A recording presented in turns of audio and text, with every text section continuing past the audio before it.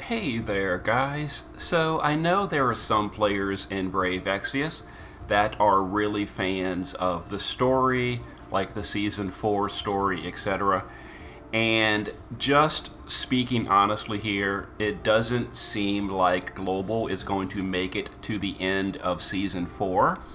So, based on that, I just figured I'd go ahead and record the ending parts of Season 4 for people on Global that can at least see it and know, kind of how the story ends.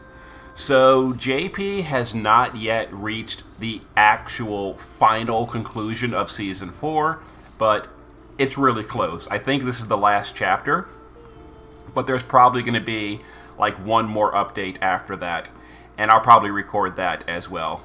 So, in this video, I do have to say right up front, there's going to be basically spoilers for everything.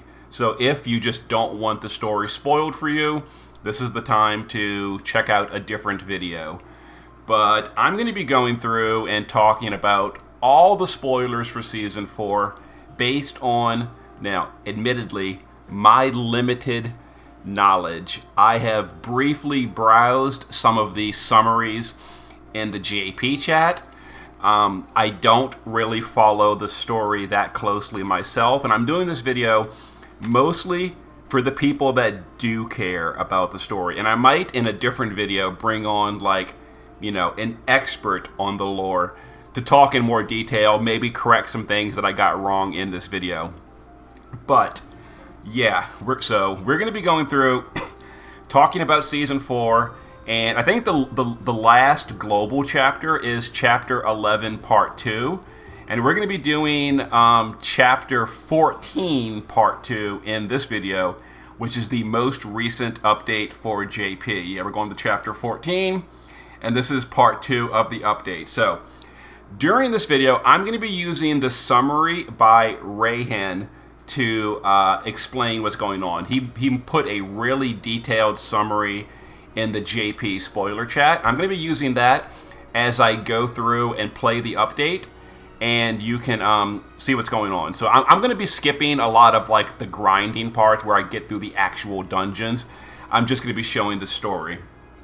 Also, I will try to summarize the missing parts from where Global currently is leaving it off to where we're kind of at in JP. So, and again, I'm not someone that really follows the story that closely. If I get things wrong, my apologies. Let me know in the comments. Anyone who is really deep into the story, please correct me in the comments so that the true fans of the story can get the right information.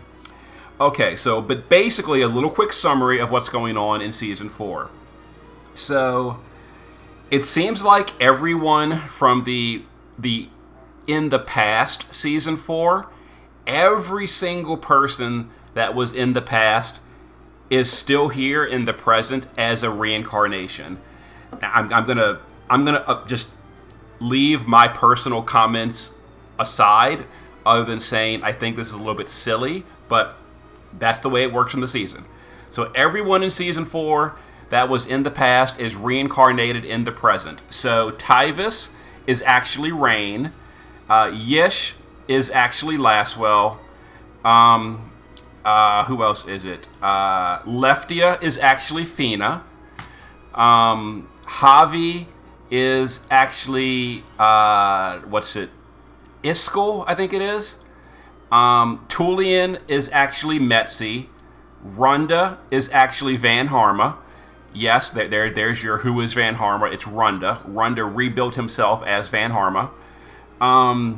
Tato is reincarnated as, I think, is it Mulan?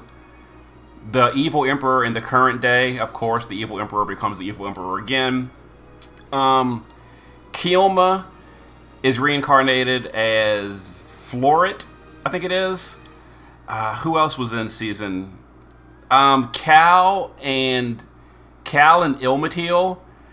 I don't know who they're reincarnated as. I'm sure it's somebody. I don't remember. Did I leave anyone out from season 4? The beginning of season 4? I think that's everybody. Oh, Roos and Nelica. Oh, yeah. I think. Okay, I could be wrong here, but I think Roos is supposed to be Ridar, and Nelica is supposed to be Snavlenka. I think. Again, this is by memory. It's a little confused. There's so many reincarnations. And Physalis is somebody. Who's Physalis? Maybe Physalis is Ridar and Snavlenka's kid. I know they had a baby. Maybe that's... I don't know. In any case, we're going to go ahead and go through the story. Here we go. Let me know in the comments the corrections. I'm sure I got something wrong. It's just too much to keep track of, and I'm not really that big of a lore guy myself. Let's go through here, though. So we're picking up Chapter 14, Part 2. So, and again, I'm going to be using the summary from Rayhan as we go. Now, his summary is correct. All my memory stuff was by memory, but going forward, we're using Rayhan's summary, and this is going to be the correct. So, Nelica catches up to Roos, claiming she's all right now. Let's go ahead and find Nelica. There we go. Nelica catches up to the Roos. She thinks that even though her memories are fading, she can still fight and hopes they'll be able to win before her memories are completely gone. Yeah, that's a thing. She's like forgetting her past. I don't know the whole reasoning for that. Someone can say in the comments why she's forgetting her past. It was probably covered in a previous update. Anyway, and I kind of skipped a little bit. I'll try to go a little bit slowly, so if you really wanted to like translate with like a screen translator, you can pause and translate the words word by word. So I'll try to pause at least half a second per frame on the text. There we go. So yeah, Nelica catches up to Roos, saying she's all right, and then she thinks that her memories are fading. She can still fight. That's the summary of the scene. Now, if you want to see the actual word by word, I can't read Japanese other than like a few symbols. I can't read this. I can't read this as it goes through. But that's the summary. Okay. Next scene, we're going to be... Okay, here we go. So, Floret is still struggling inside her mind. Floret is the one on the ground here. So, who do we have here? I don't know all these people. Metzi, Ihana, Physalis. I don't know the people in the cloaks. Boomer, Moog. What's the... Ninny? Isn't that the fairy's name? I don't know. And I have no idea who these people in the cloaks are. The red, green, and orange cloak, I don't know. The blue cloak, I don't know. And then Floret is the one on the ground. So Floret is the Kilma resurrection. Kilma is the evil scientist from the past. Remember the one with the glasses and the pink hair? And she killed Ilmatil. Like I said, we're not holding back spoilers here. Yeah, so that's Kilma's resurrection. So she's apparently evil. I think. I don't know. So Floret is struggling inside her mind, wanting to help rescue Fina. Oh, maybe she's not evil. Kilma complains about how dull her reincarnation is and explains that Tato will put Fina inside Omega. So, again, my narration might not be completely lined up with the text. I'm just reading it from the summary. Yeah, so Floret better give up and watch the show instead. There's Kilma. Floret exclaims, "This isn't the future she wants." So I guess maybe Floret is a good guy and Kilma is still evil. It's kind of like a battle for who's in control, Dr. Jekyll and Mr. Hyde type thing. I don't know. Yeah, but let's see here. So Floret exclaims that this isn't the future she wants. She wants to make a brighter place with her songs and dance. What? Is she like the reincarnation of Daisy too? Or Poppy? What?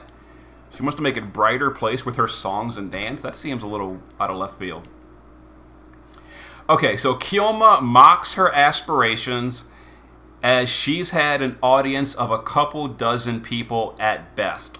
Hardly enough to have a tangible impact on the world. But Floret claims that eventually she will entertain people all over the world. Kilma ponders that this would indeed be an amazing feat, no less impressive than magic of the highest order. Okay. She wonders if it's because of her link with Floret, but she started to become interested in idols, claiming they might be a topic of research even more interesting than Omega. So are we talking about idols like a religious symbol, an idol, or are we talking idols like pop idols, like a singer? I'm assuming it means idols like singers, because we're talking about song and dance, not idols like worshiping a statue or something. But I don't know. In any case, that's this scene. So there's more text, I guess. Let me drink my coffee.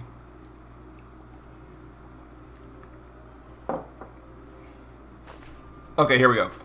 So as Kilma finally allows Floret to wake up, Floret immediately asked about Fina and Tato. Now remember, Tato is the Mulan is the reincarnation of Tato. Keep that in mind. So the current day Mulan is actually Tato from the past. Floret asked about Fina and Tato. Then she pushes the group to go after them right away as she has a bad feeling. As Roos and Nelica arrive, okay, they haven't arrived yet. Let's continue. That might be a different scene.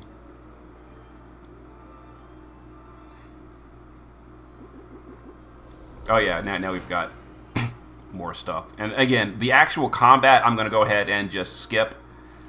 Let me turn off this one. I don't have to worry about friend every time. All right, I'm just going to say real quick if there's any text in the first stage. Otherwise, we're going to wait until we get... There's not. Okay, I'm going to go ahead and do this combat stuff, and then I will see you on the next story part. All right, guys, this should be the next story part.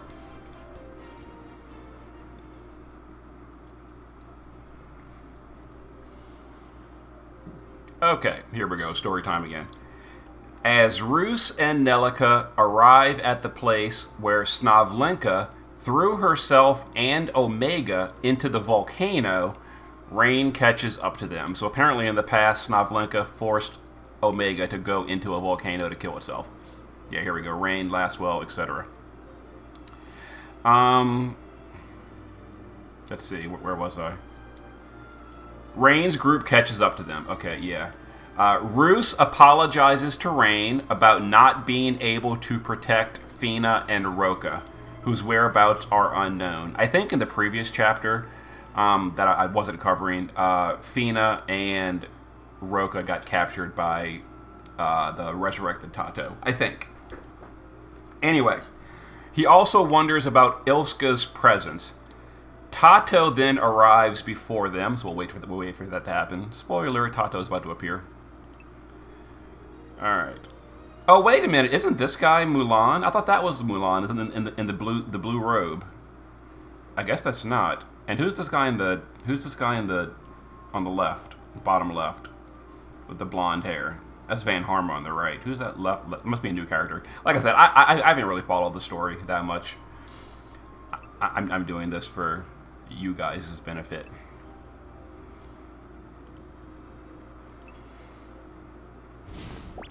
Alright, here we go. Tato shows up. Vlad 2.0. Wait, what? What is he carrying? It's like a robot head or something? What the hell is he carrying? I'm like squinting. I can't really see what that is. I don't know. Anyway, Tato arrives before them. So this is the reincarnated Tato. Tato arrives before them, amused that Ilska is still alive. Who's Ilska? I know Ilska is supposed to be like Javi reincarnated, but who is he in the current day? I don't know who Ilska is. I remember the name. I think he did appear at some point on Global, but I can't recall who he is. In any case, whatever. So, Ilska... Ilska's here. Ilska asked what's he plans to do with Phoenix. Okay, so one of these is Ilska. Okay, so I guess the one in the bottom left must be Ilska. I guess. I don't know. I lost my place again. Damn it. Tato arrives before them. Okay, here it is. Ilska asks what he plans to do with Fina now that the Omega are all gone. Destroyed by Tyvis, Yish, Rus, and Nelica, and sunk into the crater with Snavlinka. Oh, I say, never mind. No. Okay, so there's 3 Omega. One of them was destroyed by Tyvis and Yish. That happened in the past. I see. Okay, so what Rayhan is talking about is 3 Omega originally came out of space. Yes, okay, so the 3 Omega that died. So one of the Omega was killed really long time ago by Snavlinka. Snavlinka made that Omega jump into the volcano. Okay. The second Omega was killed by Tyvis and Yish. That was back in the past. They did, what was it? The 2 of them rode the bus and killed Omega together. And then in the current day, if you remember, there was an Omega attacking in the current day with rain and all that, and it like captured Ihana or something. Who is Ihana? Now that I'm thinking about it, who was Ihana's resurrection? That must be like Ilmatil or something. Or Cal. I don't know who Ihana's resurrection is. In any case, the current Omega was killed by Rus and Nelica. That must have happened after where Global Current is, but before this chapter. Yeah, so the 3 Omegas are apparently dead at this point. Killed by Snavlinka, Tyvis and Yish, and then Rus and Nelica killed the one in the current day. Okay, so there's no more Omegas alive right now. Tato invites them to follow him and witness the end of the world. Very spooky. Okay, yes. So which one of these is Ilska? Ilska might be the one in the blue robe. It's obviously the blue robe guy or the blonde hair guy, because the rest of them I recognize. Lastfall, Rain, Van Harma, Rus, and Elika. Oh, he's holding like Fina or something. When he turned around, I saw a better angle. He's holding looked like he was holding Fina. So wait a minute, if he's holding Fina, why isn't Rain doing anything? All right, so here's all their little Wygar forms, the mechs or whatever. They're all disappearing somehow. Whatever. All right, we got more first. Let's go ahead and check this out real quick before I. Looks like we got a. Come on. Yeah, you can tell if it's a story if it makes you download or not. Okay, we got more fighting, so I'll see you in the next story part. All right, next part of story time.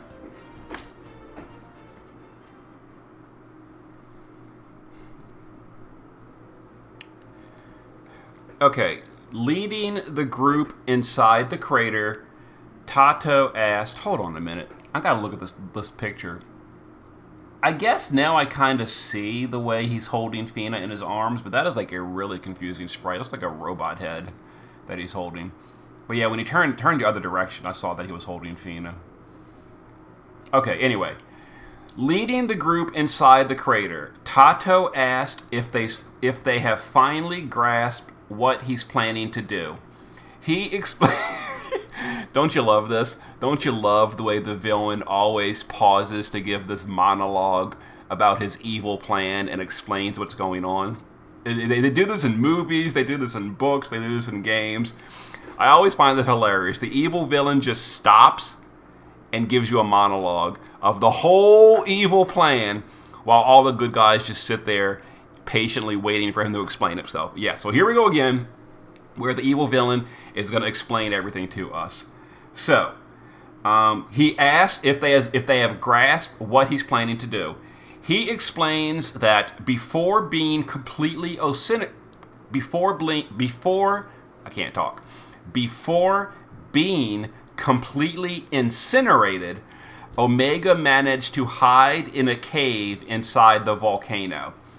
Okay, so that must be the Omega that died to Snavlinka, and apparently did not die, millions of years ago. Okay, due to excessive damage, it basically shut itself down, and it could only be reawakened by supplying it with a massive amount of energy from Omega spawn all at once. So the Omega from a million years ago that Snavlinka killed. Is this guy wearing sunglasses? Did Tato really put on a pair of sunglasses like I'm so cool? What? I was looking on my other screen. I turned back. This dude's facing us wearing sunglasses. That's so out of place. Why did he just put on a pair of like aviator sunglasses? That is so crazy. Anyway, I lost my place again. Okay, he can only be reawakened by a massive amount of energy from Omega Spawn all at once. Tato had to think of a way to store this much energy while hiding the true purpose. He then... Okay, he's going to do that in a second. Let me mark my place. Okay, yeah, he's now going to summon... Hold on. I can't believe he put on sunglasses. Here we go. He summons the Wygars of Marsalga, Aska, Yarn, Floret, and Hank. Who the hell are all these people? Marsalga, Aska, Yarn, Floret, and Hank. Okay, so we saw Floret a few minutes ago. Who is Marsalga, Aska, Floret, and Hank? Or Yarn and Hank? Who's Yarn? Anyway, there's apparently more characters in Season 4 that I'm aware of. He summons them above the lava pool. So how is he controlling their mechs? I don't get that either. That must have been explained in a previous chapter. Okay. Tato explains the only way to justify such enormous Omega energy tanks was if they were a symbol against Omega. The next problem was to find warriors able to handle them, which is where the Crimson Covenant made from Nelika's bloodline came in, as it allowed him to artificially awaken the mark of transcendence in chosen warriors, giving them the strength to use the Wygar. So apparently, all of the like blood awakening stuff, mark of transcendence, was because Tato artificially gave them the power using Nelika's blood. If I'm understanding that correctly. Okay. As such, Kato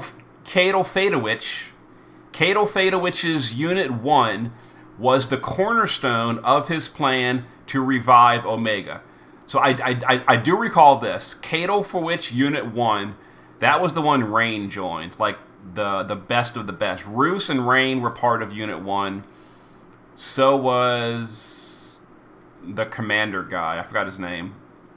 Anyway, at his command... Oh, that hasn't come yet. Okay. Let's go ahead and continue reading.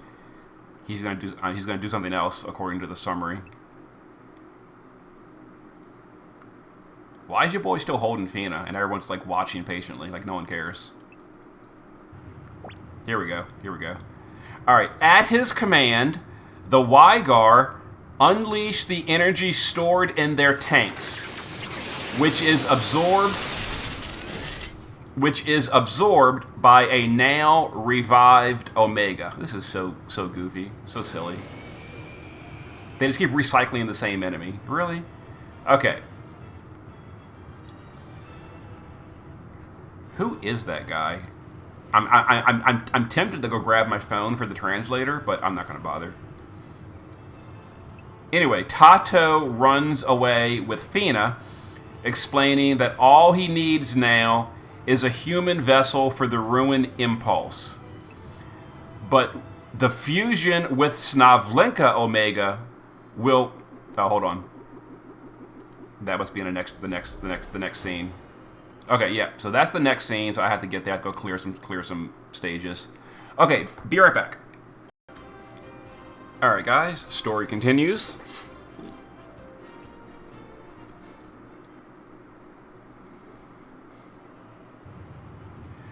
All right. Tato runs off with Fina, explaining that all that is now needed is a human vessel for the Ruin Impulse.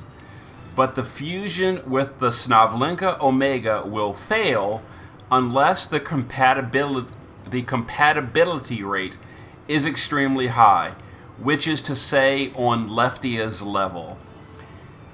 And as fate would now have it, Tato found Leftia's reincarnation, which he takes as an affirmation that the world does indeed seek its own destruction. Fina is then absorbed into Omega, because Fina is Leftia's reincarnation. Now, I'm going to pause real quick. I don't understand this. How is Fina Leftia's bloodline if Fina, according to the lore of seasons 1, 2, and 3, Fina is not an actual person. Fina is just like a manifestation of the light from the crystal or whatever the hell. Fina is not a real person. So if Fina is not a real person, she didn't have a mother and father. She wasn't born. She was created by the light of the crystal. If I'm wrong, correct me in the comments. But if Fina was created by the light of the crystal, she's not a real person. She has no descendants. She has no bloodline. How in the flip is she Leftia's bloodline? What kind of retcon BS is that? All of a sudden, no, Fina's not created from the crystals. She's descended from Leftia. What? If I'm misunderstanding this, let me know in the comments. But I am just are they just completely retconning seasons 1, 2, and 3? Where Fina's backstory is not the case anymore? And she's a descendant of Leftia? Like, do you see the problem here? What is going on? Anyway, let's continue. Yes, she's absorbed into Omega. Alright, let's see. The next one might be the next scene, not this scene. Okay. I like how Rain and all his friends just stand there and watch this happening. Like, they don't do anything. Poor Fina. She's fallen really far.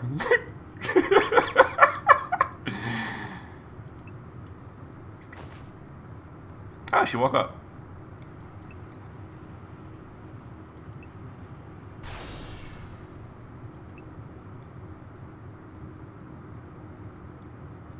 Oh, I'm sorry. I'm supposed to be reading the next. Okay. Let me see. Here we go. So, wait a minute. No, I'm not sure if this next summary is this scene or the next scene. If I see someone, I'm gonna read it back. If not, I'll just read what happens.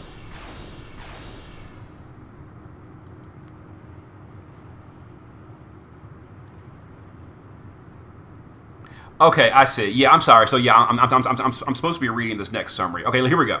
So, witnessing Fina's fall into Omega's consciousness, Snavlenka, who I was waiting to see on screen, apparently just Snavlenka's like spirit is watching this, but you're not going to see Snavlenka. Okay, Snavlenka, who is still around apparently millions of years later, Snavlenka is horrified that someone from outside her bloodline has such a high compatibility with Omega, as it leaves her unable to intervene like before. So remember, Nelika is Snavlenka reincarnated, but Fina is from Leftia, who is not related to Snavlenka.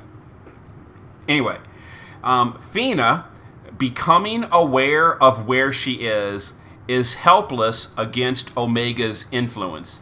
She cries out for rain once before being consumed by Omega's mantra of destruction.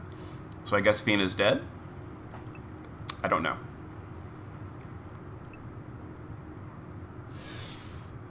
Ooh, she's pissed. Look at her. Got the evil eye. Are we gonna fight Fina as a boss or something? Yeah, so apparently she's being absorbed by Omega, and Omega's taking over her mind. And she cries out for rain, but rain can't help. So now Fina is Omega, I guess.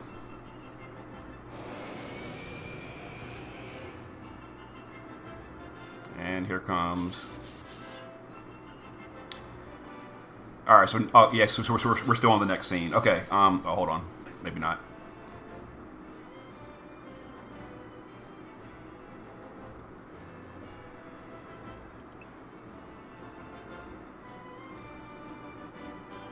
Okay, yeah. Okay. Here we go.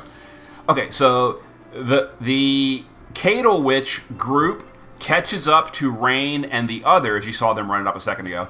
So the Cadal Witch group catches up to Rain and the others as Snavlinka Omega stands before them. It's actually more like Fina Omega now. The Fina Omega stands before them. From above, Tato gloats that they better reconsider defeating it with Omnibus because that would kill Fina as well. So the way they usually kill Omega is they use Omnibus, it kills Omega at the end. But if they do that, it's going to also kill Fina. And if you remember, the whole Rain thing is he's never going to kill one person, blah, blah, blah. So apparently Rain, if it's going to save the planet, you just kill Fina, the end.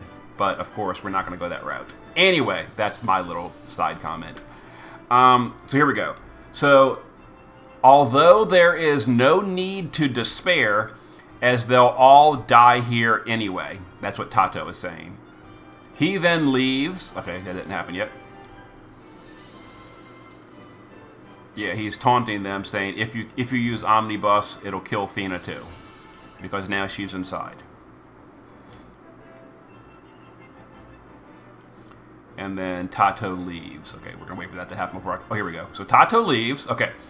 So Tato leaves and Omega... Well, here we go. Watch it happen.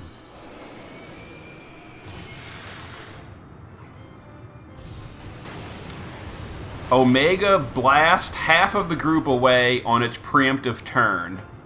So now we have turns during cutscenes. It's kind of awesome. Roos says... I love this. Roos says, don't worry about them. Like, who cares that they got killed? Whatever. Roos says, don't worry about them, as Cadal Witch can take it. But says they're out of options if they cannot use Omnibus. Just then, he spots Ilska. Hold on, that didn't happen yet. Alright. Yeah, Ilska, remember, is Javi's reincarnation. That I do know. Although I don't know who Ilska is. Although we're going to see in 2 seconds. Okay, so Ilska is the blue robe guy. Got it. Okay. Hold on, right here. Just then, here it is. Just then, he spots Ilska jumping on top of Omega from the cliff above. Omega emits green flames around its body, scorching Ilska. But he refuses to let go of Fina's hand. Let's see here. Yeah, but Ilska refuses to let go of Fina's hand. I don't see Fina in this shot, but apparently he's holding Fina's hand.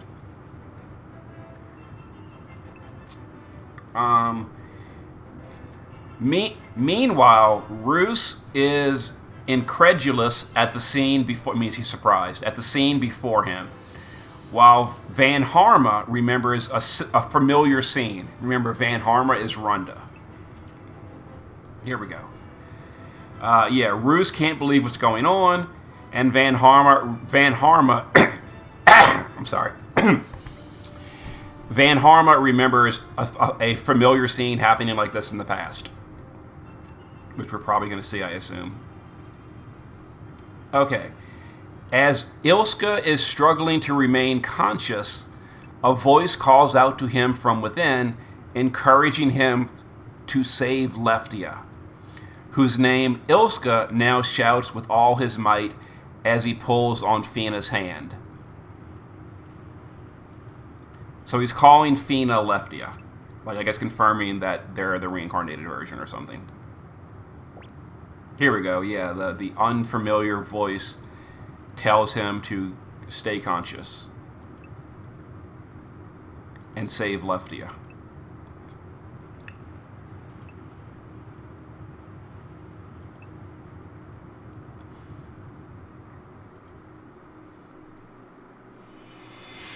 Okay, let's see.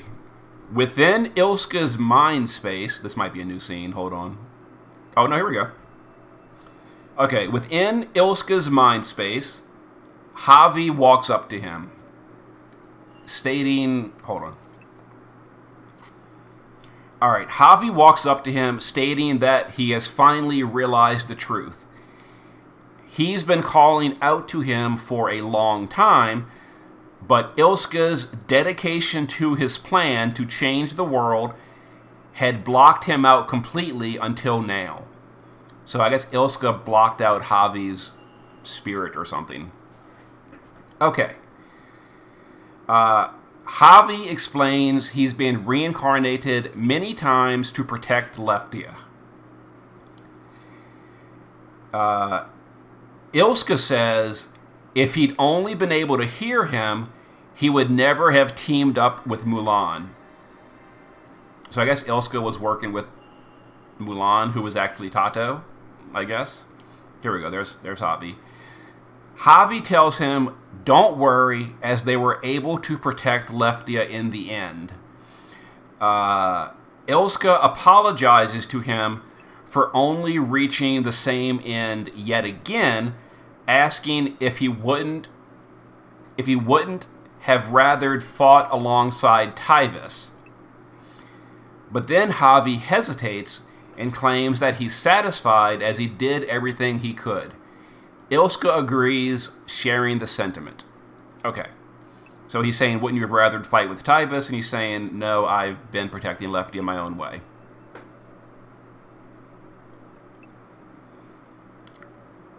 Apparently I read ahead. But yeah, that's what they're talking about in this scene. And again, I'm trying to let you see all the text in case you want to translate it for yourself.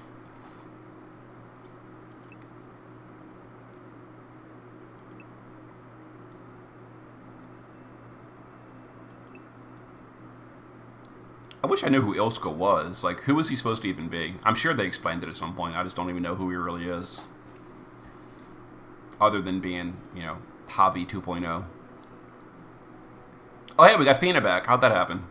Oh, apparently Ilska pulled Fina out, I guess. Okay.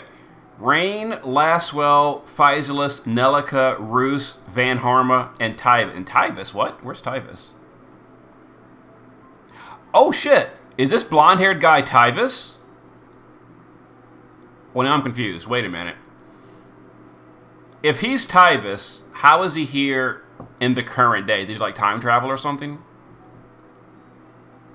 I guess it does look kind of like Tyvis, except he's, looks different. Got orange hair. That's Tyvis? How did Tyvis get to current day time period? Is this, time travel or something? I don't get it. That must have been explained in a previous chapter. I don't know. But here's Javi's spirit talking to him. Anyway, so all the people are gathered around Ilska and Fina. Javi, whose spirit is floating above Ilska, greets Tyvis, who he never imagined he'd see again. I don't understand how Tyvis is here.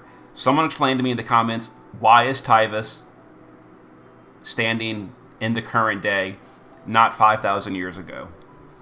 In any case, Javi, greets Tyvis. No matter how many times he has been reincarnated, he always remembers their travels, calling those memories his dearest treasure. He says the world needs to change so Leftia can travel like that once again, claiming that Tyvis will be able to do it. As unlike him, Tyvis is crazy strong. That's kind of cute. His little catchphrase. Okay. Javi's spirit then disappears, leaving behind a somber Tyvis. All right, we'll wait for that to happen. Hold on, let me mark my... This is like a big old summary. I lost my place already. There it is, right there. Okay. Yeah, we're going to wait for Javi to disappear before I continue. All right, so there we go. Okay, so Rain notices, but Tyvis says it's nothing. Ilska then wakes up, asking for Leftia to come see him once the fight is over. Alright, hold on. Wait for him to wake up. Oh, he's awake now. Once the fight is over, saying that Ilska drew the picture on the cave's walls, thinking of her. I'm not sure what they're referring to. I must have missed that part. Okay. With those final words, Ilska collapses. Fina then wakes up. So I guess Ilska died, and so did Javi. Sad face. Let's see here. Fina wakes up and tells Rain that Ilska saved her. Fina wonders why he would do this, regretful that she won't be able to converse with him anymore, but thanking him for saving her. Okay. Was Ilska a bad guy originally? I'm assuming he was, based on the context of what I'm reading here. Oh, yeah, I kind of apparently read ahead again. So now Fina's waking up, and yeah, and Fina says, Ilska saved me. And, yeah, she's sad that he's dead. Yeah, he died from, like, the burning aura of Omega when he pulled Fina out, I guess. Okay. Man, this is a long update. There's, like, a lot to go. We're like halfway done. There's still a bunch more. It's going to be a long video. But yeah, this is, like, the conclusion of Season 4. Not quite, though. Oh, yeah, there we go. Oh, no, Javi. Well, Javi did say he resurrected a bunch of times. Okay, here we're still going, huh? Omega cries out, and Physalis says she can feel Snavlenka's aura from within, and that she seems in pain. So Snavlenka is still inside of Omega, I guess. Yeah, and she seems in pain. Rain says that even though he never met Snavlenka, he empathizes with her a great deal as he respects her wish to protect everyone. Yet he says she probably never wanted to be called a hero. Self-sacrifice to protect others is neither a virtue nor something that should be forced onto others. Snavlenka's decision was made in the moment, and that's the only way it is acceptable. But now none of them will die, and he vows to free Snavlenka from the chains of her undesired legacy. Snavlenka's spirit says that she's waited a long time for people like them, saying there's only one way to end what she started. She asked them to destroy both her and Omega.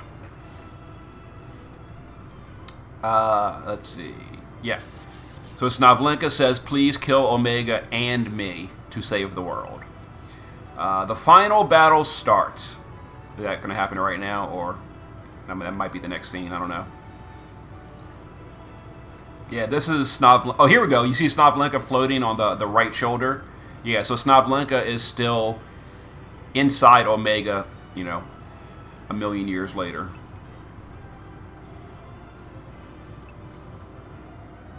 But now she's saying, please kill both of us.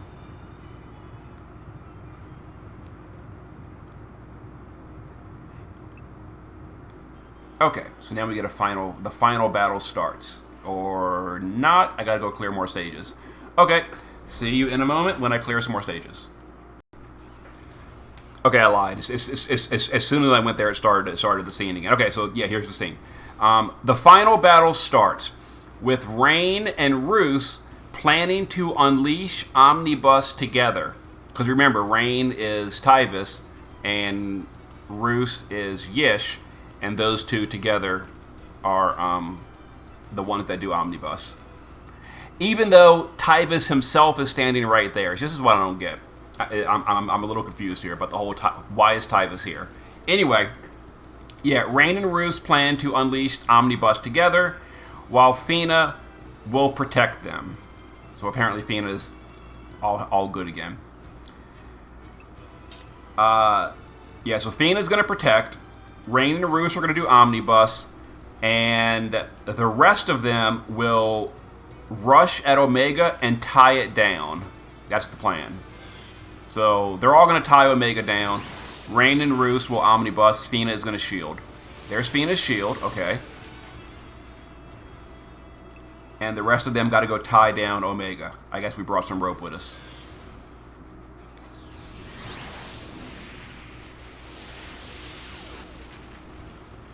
And they failed. Where are we at? Oh, but they are pushed back.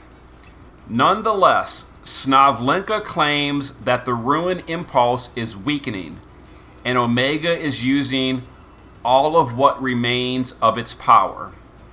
Fina, realizing that Omega is still going after her, decides to run away and act as the bait. So Fina's going to run away and be the bait.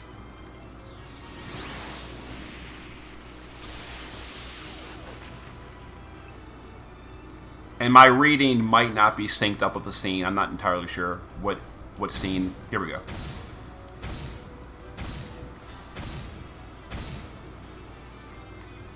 Okay, so yeah, so this is where Fina says, I'm going to be the bait. Omega really just wants me, so I'm going to run away. And there she goes. Rain is not happy about Fina doing this, but Tyvis tells him to respond to her. Tyvis tells him to respond to her intentions properly. They then rush to stop Omega in its tracks. Yeah, so Tyvis is saying, trust Fina and support her while she does this.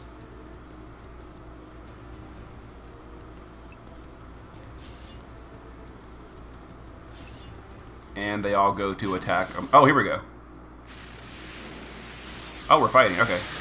I'm sure it's a storyline battle. Just going to die in one hit. Yeah, figured. Okay. So, we killed Omega. We saved the day. Yay! But apparently it's not really dead. Alright, let's just continue this real quick.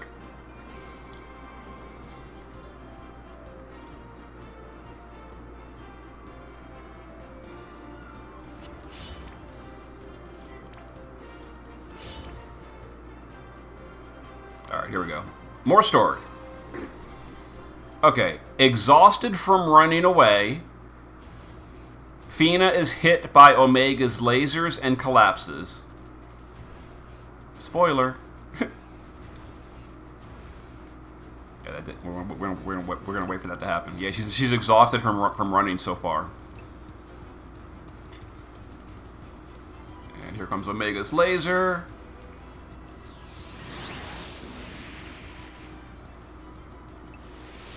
And she's dead. Not really. Okay. Snavlinka warns that if she is absorbed again, she will be fused with Omega completely, just like her. So you can't be pulled out a second time. Yeah, apparently Snavlinka is permanently stuck with Omega, I guess. But just as Omega attacks her again, so we're gonna wait. That didn't happen yet. Okay, here we go. So just as Omega attacks her again, Floret saves Fina with a barrier, apologizing for not being able to protect her from Tato earlier, and vowing not to let it happen again. Snavlinka admires her courage and that of the others, thinking that none of them must be allowed to sacrifice themselves. So no one can sacrifice themselves. Everybody's got to survive, or it don't count, according to her. Now who is this Floret girl anyway? I do know Floret is Kielma's reincarnation. I'm a little confused here because Kielma was pretty damn evil back in the day. So why is she all of a sudden a good guy? Anyway, yes, now Snavlinka is going to approach... Oh, not yet. Not yet. Yeah, Snavlinka is explaining that you cannot sacrifice yourself. Yeah, apparently Floret was trying to go charge at Omega and die trying. And Snavlinka is saying, no thank you, don't do that. Okay, next scene. Snavlinka, next... Oh, I gotta go clear more stupid trash. Okay, be right back in a sec. Okay, I think we're going right into a storyline. Cause it made me do a download. We are okay. Snavlenka next approaches Nelica and Physalis, who are at their wits' end as they are unable to inflict damage on Omega. Yeah, so Physalis and Nelica are trying to fight Omega, and they're not dealing any damage. Snavlenka should be approaching any second.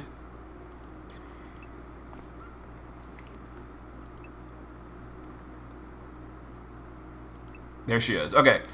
So Snavlenka tells them there is a way to defeat Omega, although she's hesitant about it because it requires the powers of the Argent Oracle, and she didn't want to push the bloodline. Hold on. It requires the powers of the Argent Oracle, and she didn't want to push the duty of her bloodline onto them. Now, don't forget, Nelica is the descendant of Snavlenka. So this is like her great-granddaughter or some crap. Anyway, the girls say they want to make that choice for themselves. Oh, and actually, if Physalis is the descendant of Snavlenka's kid, that she is also descendant from Snavlenka. I think. I don't know. But the girls say they want to make that choice for themselves. So Snavlenka explains that to stop Omega, they need to eliminate the ruin impulse by delivering their prayers to her. The girls do as they're told, and Snavlenka, inside of Omega, thinks of... we haven't gotten that far yet. Hold on. Yeah, so basically Snavlenka is saying, pray for me, and then I will do it. So send me your prayers. Now we're going like all Final Fantasy IV.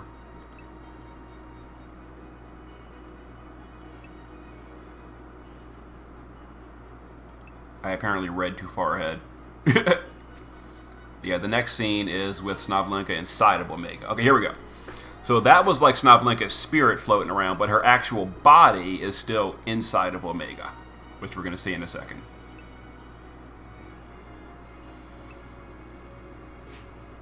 There we go. They're both praying to send their power to Snavlenka.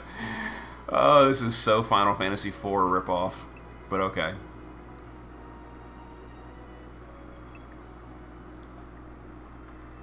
Here we go.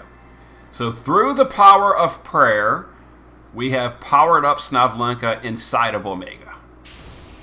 Okay, here we go. So inside of Omega, Snavlenka thinks of Class, Vita, and Ridar.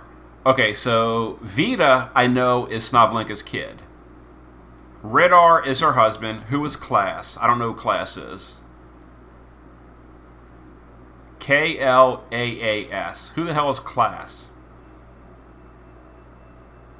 In any case, Snavlenka is thinking about Class. Class, Vita, and Ridar. And how, without their efforts, those two girls would not have been able to stand there and serve as her pillar. And that's the ruin impulse, I believe. I lost my place again. Here we go. Receiving the prayers of her descendants, she transforms back into her original form and obliterates the ruin impulse, finally bringing... Oh, here we go. Hold on. Yeah, so using the power of prayer, Snavlenka turns back to her normal form, destroys the ruin impulse, bringing their ill-fated relationship to a close after 1,000 years. I thought it was longer than that. Anyway. Yeah, so she's going to kill the ruin impulse. That's like Omega's power supply or something. Here we go. Yeah, she went back to her original form. No longer the cyborg Snavlenka. Now she's the original Snavlenka. And she destroys the impulse. Oh, we're going to fight it. Okay. Probably going to die in one hit, I'm sure. Figured. Okay. As Snavlinka fades away... Well, hold on. Let's actually get there first.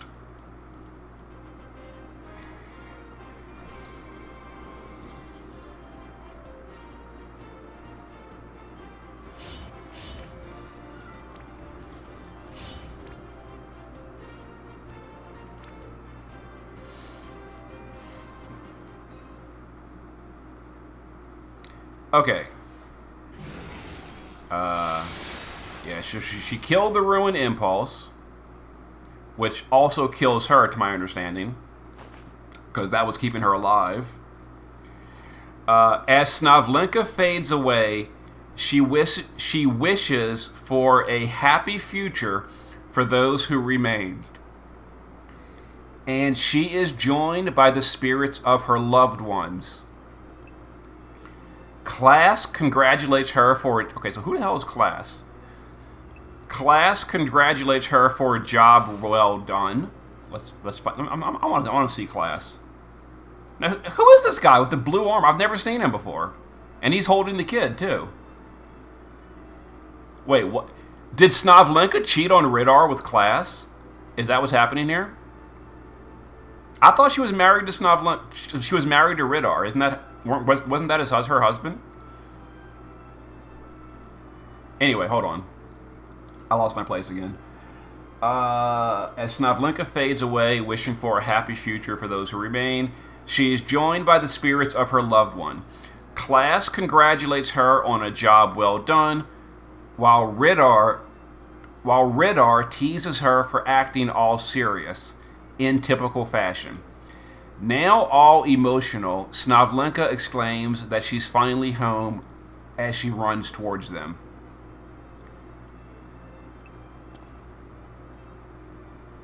I'm so confused why Class is holding their kid. Shouldn't it be Ridar holding the kid? Because isn't it like Ridar and Snavlinka together? I don't know. Let me know in the comments what I got wrong on the Snavlinka storyline, because I didn't read it for myself. Anyway, so apparently they're all friends, though, and they're all going to fade into history together because now that the Ruin Omega is dead, it's no longer keeping Snavlinka alive. Okay, so outside, this might be a new scene, yeah. Outside, Omega collapses and everyone gathers in front of its dead body. Oh, they're all back. Okay. Physalis explains what happened, and now that Snavlinka is vanished, while Nelica delivers her best wishes to everyone. Is Nelica going to die too or something? Wait, where's Nelica at? There she is on the top right. Here we go. Yeah, so Nelica is giving her best wishes to everyone. As Marsalgla asks, so one of these is Marsalgla. It's got to be one of these cloaked guys, either orange, red, blue, or green, because those four I don't recognize. Yeah, so that's a weird name. Marsalga. As Marsalga asks if they're complete, Boomer says that Roka is still missing. Just as Aska suggests, they go look for her. Oh, I'm sorry. Just as Aska suggests that they go and look for her, they are bombarded by Tato's magic. So Omega's dead, but Tato is still here. You know, the true final boss is Tato.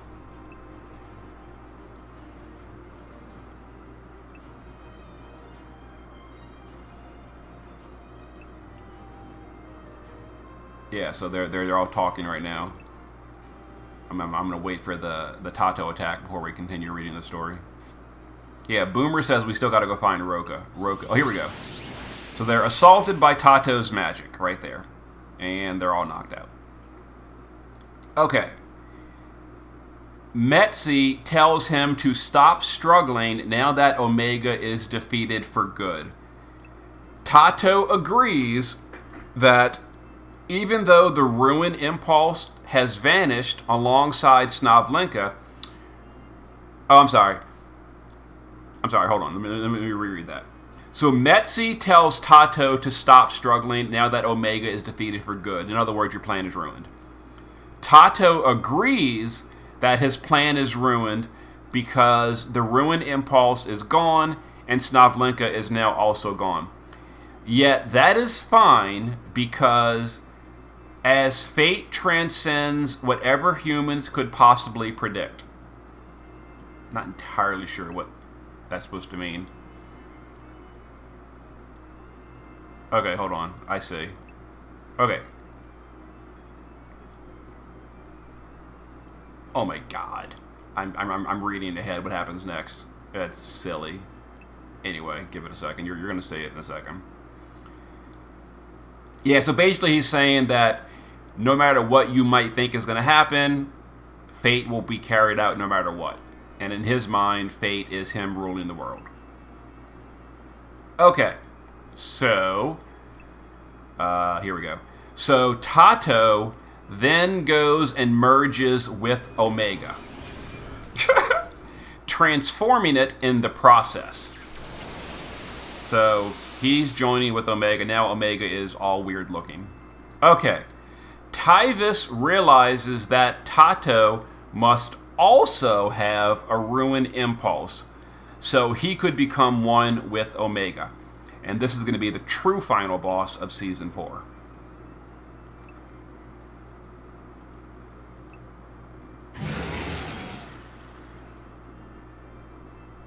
And that's the to be continued. Okay, to be continued. Yes. So that is how it ends for Chapter 14, Part 2. And to my understanding, the next story update in JP is going to close it all out. And we're going to have the true final battle against Tato with the merged Omega form. That's going to be the true final boss, and they're going to complete Season 4. And there actually might be a second update after that with like the epilogue, you know, after the final battle, where all the heroes go back to their hometowns and live on their life, kind of like all the seasons did that. You know, at the end of the conclusion, there's usually like a little epilogue scene where all the heroes go back to their daily lives. Anyway, yeah, I wanted to chronicle that update because, like I said, Global is almost certainly never going to get this. So I will also do the same thing when the finale comes out, probably in 3 weeks for JP. I'll let you, and you can see what happens. So I would not doubt that there is one or two things that I got wrong, or more than two that I got wrong during all of this. So let me know in the comments what I got mistaken. If you're a really big fan of the lore and you want everything accurate, I guarantee you I got something wrong in the interpretation. So let me know in the comments, and read the comments if you want to see any kind of, you know, clarification on what I'm misunderstanding. Okay, I will see you guys for the finale in a few weeks. Hope this has been helpful. See you then.